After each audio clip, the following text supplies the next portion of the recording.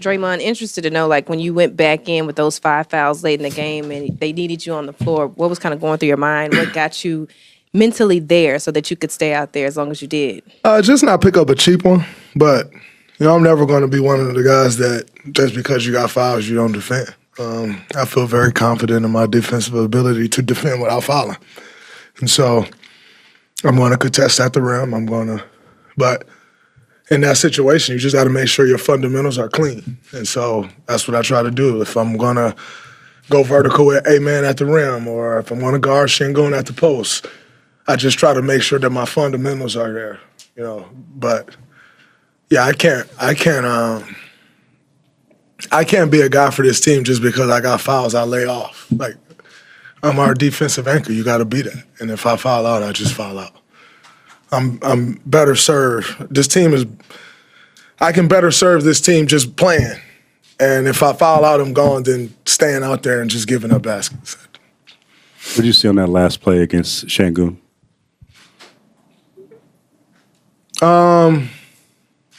He likes the ISO right in the middle of the paint. So he started coming downhill. I gave a little ground. And Stack always tells us it's a time that you have to get serious. He says it's time to get, and you just try to pick that point, I want to pick it too early where, he's facing me, and now I pick up a cheap one, so just try to find that sweet spot and where to get serious, as Stack says, and I thought I found a good spot. He took a deep jump hook. You said sometime, I think it was a couple days ago after last game, about your technicals and how you sometimes strategically use them. Yeah, I got a technical tonight, and there was guys way more aggressive than me. So, yeah, that's crazy. Well, what happened overall in that second? I think it was the second quarter from the technical, and then they were trying to muddy the game up, but it's fine. We kept it pushing. Draymond, I'm curious your thoughts on Podziemski, and not so much his shooting or his skills, but for a young guy, as Steve said, he's a second-year player who acts like plays like he's a 10th-year guy.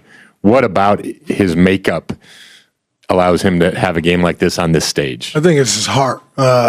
Skill is, the skill is there. That's why he was, what pick was he, the 14th pick or something like that?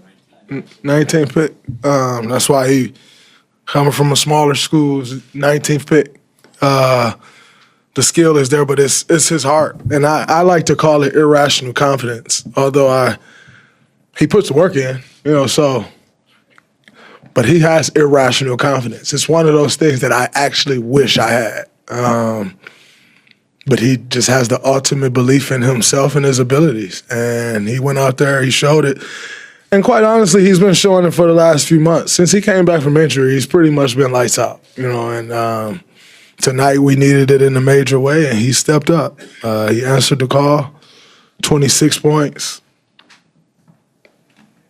Just, he's one of those guys that you want on your side.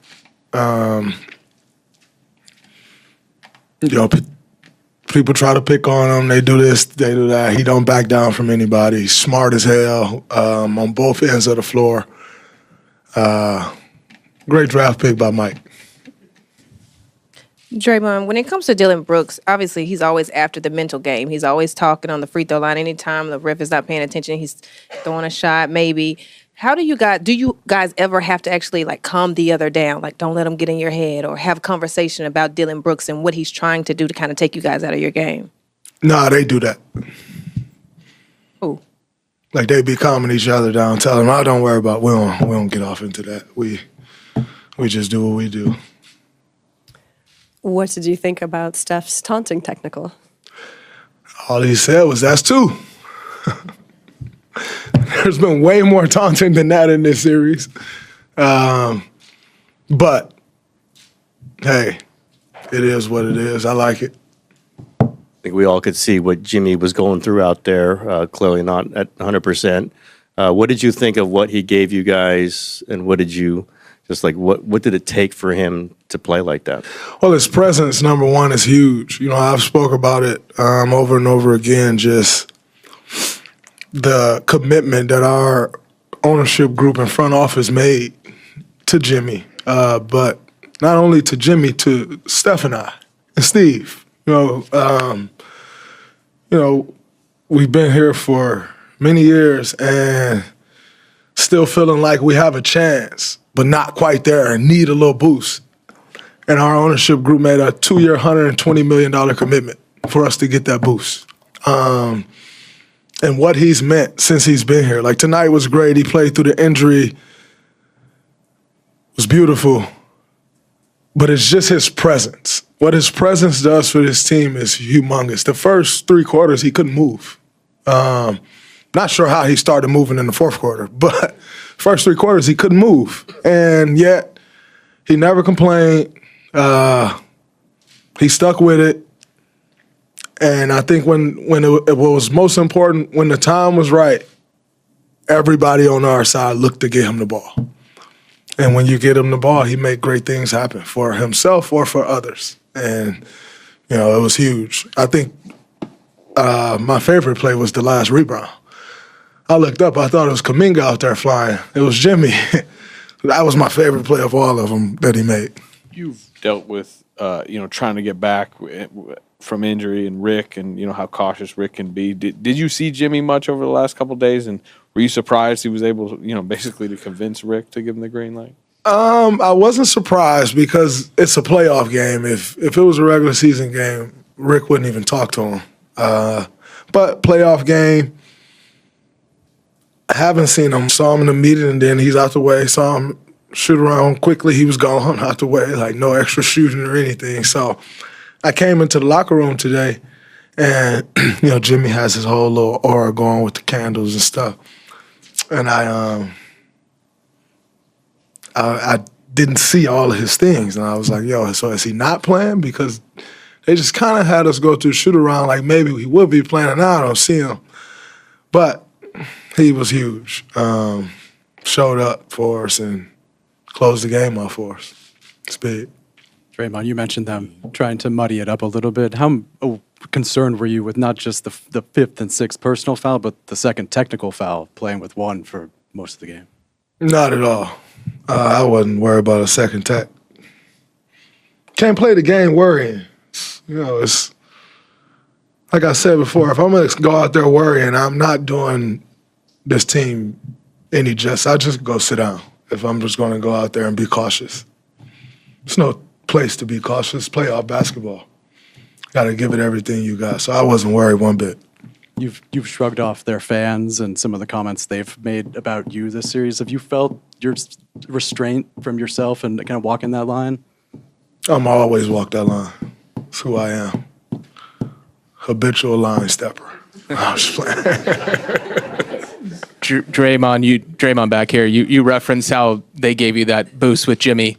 Obviously, you weren't in the playoffs last year. How much do you appreciate being back here at this point in your career? Steph talked about it too, where you guys have a legitimate chance to do it all again. This is what you live for. When you've been to the mountaintop, it's a little tough for other things to excite you, except getting back to the mountaintop. And I see Joe standing back there. This guy doesn't allow us to just walk around here. Like, if the goal isn't to get to the mountaintop, he's not happy. And then everybody's around here not happy, and it's just not a happy place when we're not competing for that. And, to have the opportunity at this point to still compete and make a run for it, it's all you can ask for. It's all you ever wanted. You're training in the summer. You're on the days where you don't feel like getting up, getting out of bed. It hurts. This is what you do it for, to get to this moment and have a chance to compete for it all. And I think we got as just good a chance as anybody to do it. We know how to do it. And that's been our mission since February. Draymond, with the opportunity to close it out in Houston, how do you approach a Game 5 like that, with that kind of opportunity? We know they're going to come out and try to punch us in the mouth. Any team facing elimination is going to do that. You find a physical, proud team like they are, they're definitely going to do that, and you just got to go in there and take the punch and then deliver your own back. So be a tough game. It'll be the toughest one of them all. It always is. But, we just need to go in, stick to our game plan. And if we do that, we give ourselves a chance to win. Draymond, you're adding to that question. Considering how the health of this team is right now, how important is it for you guys to get Game 5 done so you guys can get the necessary rest going in the next? It's not the end of the world, but when you have an opportunity to close, you want to do that. You know, you let series extend on, injuries happen, freak things can happen. You have an opportunity to close, you want to do it. And so that'll be our focus. But it's not like if we go in there and we're not able to get the job done, we're pulling our hair out. Like, you just move on to the next one. But we got all the confidence in the world that we can go in and close it out. Now that'll be our focus going down there. Great, thank you, Todd, for coming in right now. Jimmy Butler three's clutch free throws push Warriors past Rockets. Take 3-1 series lead. In a back-and-forth game 4 that featured 9 lead changes, it was Jimmy Butler 3 who delivered when it mattered most. With 58.7 seconds remaining, Butler calmly sank 3 pressure-packed free throws to give the Golden State Warriors a final lead they wouldn't relinquish, securing a gritty 109-106 win over the Houston Rockets on Monday night at Chase Center. Houston made it interesting in the final minute. Alperen Sengun hit a key shot to cut the Warriors' lead to just 1 with 40.8 seconds to go. Golden State had 2 chances to put the game away on the next possession, but came up empty. Then, with just 6.4 seconds left, Draymond Green, finalist for Defensive Player of the Year, delivered a game-saving stop, locking down Sengun and forcing a miss. "He's the best defender I've ever seen," head coach Steve Kerr said post-game. "Big moments don't faze him. He's the defensive version of Steph Curry. He just shows up when you need him most." Jimmy Butler 3, perfect from the line, 12-for-12, secured the rebound after the miss and was fouled immediately. With ice in his veins, he knocked down 2 more free throws to stretch the lead to 3. Fred VanVleet had a final shot to tie it at the buzzer, but his deep 3-point attempt came up short. Butler finished with 27 points, 14 of them in the fourth quarter, plus 6 assists and 5 rebounds. He scored the Warriors' final 7 points and 9 of their last 12, fully earning his playoff Jimmy nickname. Remarkably, this was Butler's first game back after missing Game 3 with a pelvic and deep glute injury. Yet, he didn't miss a beat. "What makes Jimmy who he is his ability to rise in the biggest moments," Kerr said. "That foul he drew on Dillon Brooks in the corner? Cold-blooded. 3 free throws. Then gets the stop, comes back, and hits 2 more. That's playoff Jimmy." Draymond's statement start. Draymond Green came out firing, hitting 2 3-pointers on the Warriors' first 2 possessions. He followed it with a strong defensive play against Sengun and found rookie Brandon Podziemski in the corner for another 3, helping the Dubs jump out to an early 9-2 lead.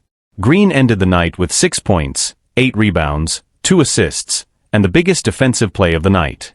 His plus 17 plus-minus was the highest on the team. He also passed Isaiah Thomas to become the 15th all-time leader in playoff assists. On the game-sealing stop, Green said, "He likes to isolate at the top of the key. I just backed off, found my angle. Stack always tells us, it's time to lock in. I knew if I could pick my spot, I could force a tough shot, and that's exactly what happened." Podziemski steps up. Brandon Podziemski had the best playoff performance of his young career, dropping 26 points and hitting 6 3-pointers, a team high. He also grabbed 5 boards, dished 5 assists, and added 2 steals and a block over 40 minutes of action. "Brandon plays like a 10-year vet," Kerr said. "He's a second-year player, but he's got the poise and confidence of someone who's been here a long time.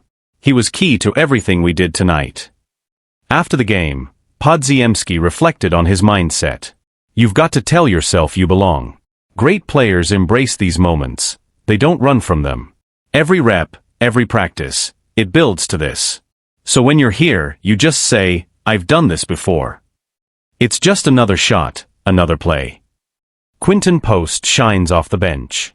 Rookie Quinton Post delivered a playoff career-high 13 points in 20 minutes, hitting 2 timely threes and stretching the floor for Golden State when it mattered. Third quarter surge. The Warriors came out of halftime down 7, but flipped the script with a 13-0 run to open the third quarter. They hit 7 of their first 8 shots and outscored Houston 18-1 to seize momentum. The Rockets didn't hit a field goal until the 7:08 mark of the quarter. Buddy delivers. Buddy Hield chipped in 15 points, including a huge three with 3:32 left that gave the Dubs a 1-point lead at a critical moment. Next up, close it out. The series heads back to Houston for Game 5 on Wednesday night, where the Warriors have a chance to close things out and punch their ticket to the Western Conference semifinals, for 30 p.m. Pacific Time on NBC/SBA, TNT/TrueTV/Max. To still be in the fight at this point in the season, that's all you can ask for, Draymond Green said. This is what you train all summer for. The pain, the early mornings, it's for moments like this. I like our chances, he added. We've done it before. And we believe we can do it again. Momentum shift and growing confidence. Game 4 didn't just mark a win, it marked a turning point. The Warriors now hold a commanding 3-1 lead in the series, a position from which NBA teams historically advance over 95% of the time. After a regular season filled with injuries, lineup adjustments, and doubt, Golden State is starting to look like a battle-tested contender again, and perhaps even a team peaking at the right moment. With Jimmy Butler 3 back in the lineup and already in playoff form, the Warriors have rediscovered their identity, gritty, poised, and unshakably confident under pressure. It feels like we've weathered the storm, Stephen Curry said after the game. There were nights in January and February where people wrote us off. But we stayed together. Now you can feel the chemistry clicking, on both ends. A team effort, not just star power. Though Butler led the scoring and made the clutch plays, the victory was a full team effort. Curry, despite a quieter scoring night, 17 points, ran the offense with his usual vision and gravity, constantly drawing double teams that created open looks for others. Brandon Podziemski and Quinton Post brought energy and spacing, while Buddy Hield's timely shot in the fourth showed his veteran value. Kevin Looney, often overlooked, contributed 8 rebounds and played a key role anchoring the interior defense, especially in the Warriors' dominant third quarter. Jonathan Kuminga added valuable minutes off the bench, contributing with his physicality and defensive versatility. Houston's missed opportunity. On the other side, the Rockets walked off the court visibly frustrated. After holding a lead at halftime and matching the Warriors for most of the game, they faltered in the biggest moments, something head coach Ime Udoka acknowledged. We had our chances, Udoka said. You can't give a team like Golden State extra possessions or open looks late in the game. And when you do, they'll make you pay. Alperen Sengun, who had 22 points and 10 rebounds, took responsibility for the final possession. That one's on me, he said post-game. I rushed it. I should have been more patient. But we're not done, we'll fight in Game 5. Fred VanVleet, who had 19 points and 8 assists, echoed the urgency. We've been counted out all year. We know we've got to win 3 straight. It starts with 1. Media and fan reactions. The basketball world responded quickly to the Warriors' performance. On social media, Playoff Jimmy was trending within minutes of the game's conclusion, with fans and analysts praising Butler's ice-cold clutch performance. ESPN's Kendrick Perkins tweeted, "That boy Jimmy Butler different. 12-4-12 at the line. That's playoff DNA." Stephen A. Smith said on First Take, "This is why you can never count out the Warriors. Butler is a killer. Podziemski looks like a young Klay. And Draymond is still that dude when it counts. They're built for this." Draymond's defensive stand was featured in highlight reels and quickly drew comparisons to his iconic stops in previous playoff runs. Meanwhile, Podziemski's breakout game prompted conversations around his potential as a long-term core piece. Looking ahead to Game 5. Game 5 in Houston will be electric. The Rockets, facing elimination, are expected to come out swinging. But with momentum clearly on Golden State's side and their stars locked in, the Warriors have a golden opportunity to close out the series and earn some extra rest before round 2. Coach Kerr isn't taking anything for granted. We've been around long enough to know how hard it is to win in the playoffs, especially on the road. Houston's going to bring everything they've got. But if we stay focused, defend, and trust our spacing and pace, we'll put ourselves in a good position. For Butler, it's simple: we're not satisfied. We've got one more to go.